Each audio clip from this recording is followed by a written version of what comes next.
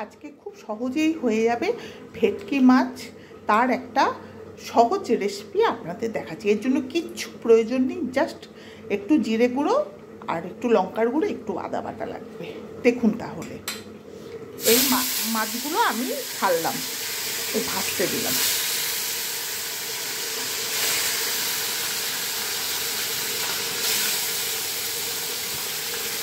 দেখুন, মাছ ভাজা হয়ে গেছে। এইবার আমি এতে জিরে ফোড়ন দেব। জিরে ফোড়ন দিয়েছি। এবার এর মধ্যে আমি টমেটোগুলো দিয়ে দিলাম।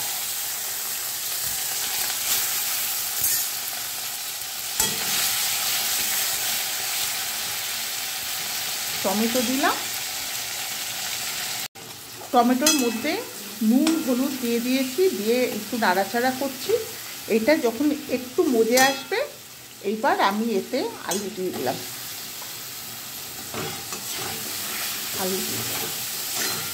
আলুটা এবার ভাজা করব, ভাজা ভাজা একটু হচ্ছে।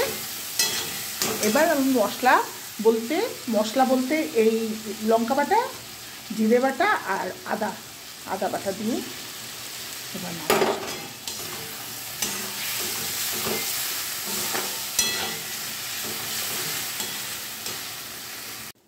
মশলা কষানো হয়ে গেছে। এবার আমি এতে জল দিয়ে দিচ্ছি।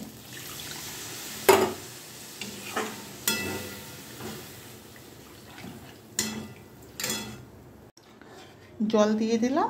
জলটা যখন ফুটে উঠবে, আলুগুলো সেদ্ধ হয়ে যাবে, তখন ধনেপাতা আর মাছ দিয়ে নামিয়ে নেব। দেখুন, হয়ে গেছে মাছের ঝোল। হয়ে গেছে, আলুগুলোও সেদ্ধ হয়ে গেছে। এইবার আমি এতে মাছগুলো ছেড়ে দেবো। এই মাছগুলো দিয়ে দিলাম মাছগুলো। তার মধ্যে আমি ধনেপাতা, কাঁচা লঙ্কা এই দিয়ে দিলাম। এইবার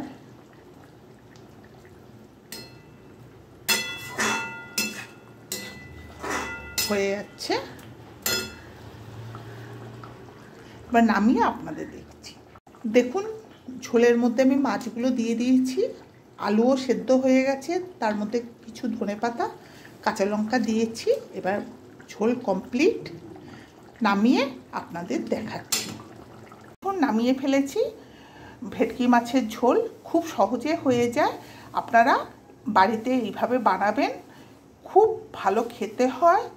আর বানিয়ে আমাকে জানাবেন কেমন হয়েছে, কমেন্ট করবেন আর সাবস্ক্রাইব করবেন। নমস্কার, ধন্যবাদ।